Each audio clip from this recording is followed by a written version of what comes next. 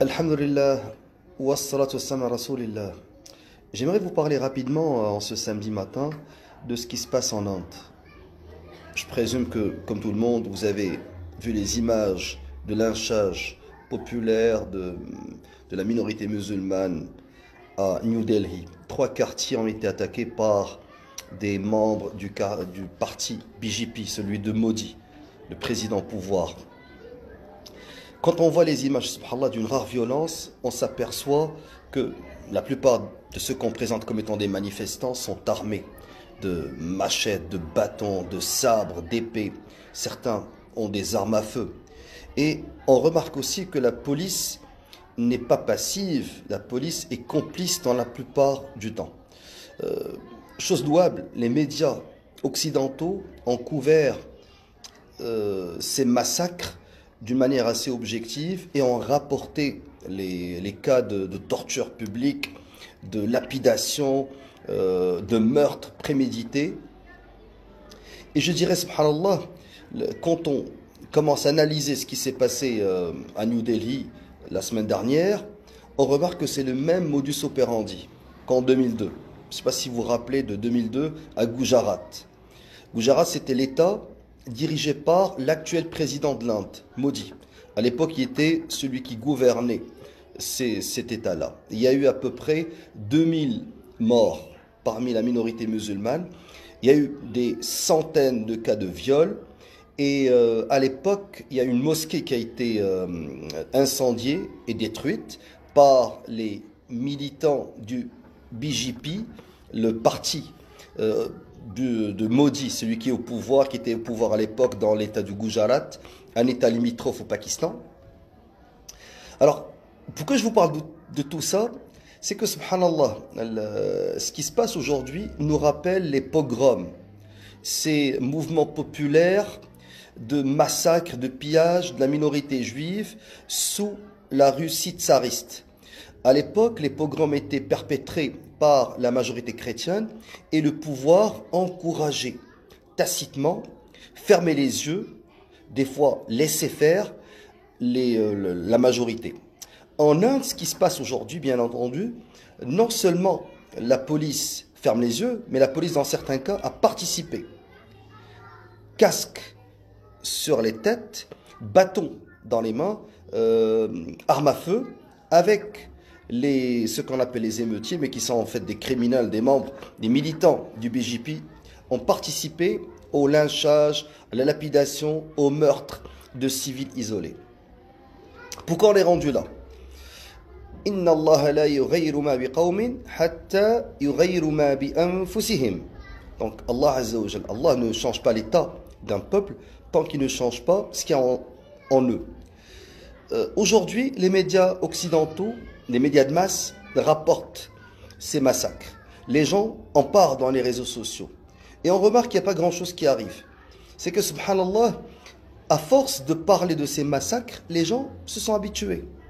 On voit les musulmans être massacrés en Birmanie, les musulmans massacrés en Inde, les musulmans massacrés dans le Xinjiang, en Chine. Et on s'habitue, on devient blasé. Et on passe à autre chose. Ce qu'on est en train de récolter aujourd'hui, Wallah al-Musta'an, c'est le fruit d'années de prédication, d'éducation de la part des musulmans eux-mêmes, de leurs chouyours, de leurs savants, de leurs professeurs, qui leur ont inculqué cette faiblesse, cette passivité. Al-wahn, comme l'a appelé le prophète alayhi salam, une faiblesse volontaire. La solution, il faut continuer à dénoncer de l'extérieur. Il faut continuer à démontrer preuve à l'appui que le pouvoir en Inde, à titre d'exemple, est un pouvoir criminel et qu'il doit rendre des comptes. Néanmoins, les musulmans ne sont pas faibles, ne sont pas une minorité. En Inde, les musulmans constituent certes une minorité par rapport aux hindouistes, mais ils sont 20%. On parle de 200 millions et plus de musulmans, entre 190 à 205 millions de musulmans. faudrait que ces musulmans-là se prennent en main. Faudrait que ces musulmans-là assurent leur propre défense. Rasul alayhi salatu wassalam, dans un hadith rapporté par Abu Daoud, authentifié par Sheikh Al-Albani, il a dit إِذَا تَبَايَعْتُمْ بِالْعِينَ. Lorsque vous pratiquerez le commerce de l'Ina, qui est un commerce usurier, وَأَخَذْتُمْ أَذْنَابَ الْبَقَرِ, et vous allez suivre les queues des vaches, وَرَضِيتُمْ بِالزَّرَعِ, et vous allez vous contenter de vos cultures, وَتَرَكْتُمُ الْجِهَادِ, et vous délaisserez à ce moment-là le jihad, سَلَّطَ اللَّهُ عَلَيْكُمْ ذُلًّا لَا يَنْزِعُهُ حَتَّى تَرْجِعُوا إِلَى دِينِكُمْ. À ce moment-là, quand vous allez faire tout cela, vous allez pratiquer l'ina, c'est-à-dire pratique usurière, vous allez suivre les queues des vaches, donc vous allez, d'une certaine manière, ne faire que l'élevage et la culture. Faire l'élevage et la culture n'est pas haram, n'est pas makrouh, n'est pas détestable. Mais si ça devient votre principale activité et que vous allez délaisser al-jihad fi sabilillah, Allah fera s'abattre sur vous une humiliation. Dhullan. Le prophète, il a dit, la yanzi'u, une humiliation qui n'ôtera pas, hatta tarji'u ila dinikum, que lorsque vous retournerez à votre religion. Subhanallah, shurah al-hadith, ceux qui ont expliqué ce hadith, ils ont dit, il n'a pas dit jusqu'à ce que vous retourniez au jihad. Il a dit à votre religion. Ça veut dire que si vous délaissez le jihad, toute la religion, vous allez la perdre.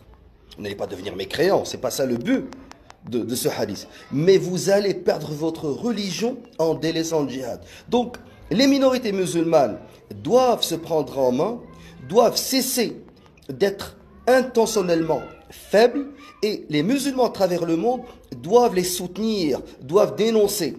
Il n'y a pas d'autre solution. Ni l'Occident, ni les traîtres au pouvoir dans le monde musulman ne vont défendre ces minorités. Ces gens-là, et c'est normal, ne défendent que leurs intérêts. Ils ne vont jamais défendre les plus faibles ni les opprimés. Il faut cesser de le croire. Ni les Nations Unies, qui ne sont qu'un outil entre les mains du Conseil de sécurité, ni les puissances occidentales, ni même les ONG ne vont rien faire. Il faudrait que les musulmans, comme n'importe quelle minorité, se défendent et cessent d'écouter ces prédicateurs, ces savants, ces chouyours qui leur inculquent, subhanallah, cette faiblesse, cette humiliation que les gens ne veulent plus voir. Wallahu musta'an. أقول ما تسمعون وأستغفر الله لي ولكم فاستغفروه إنه هو الرحيم والسلام عليكم ورحمة الله.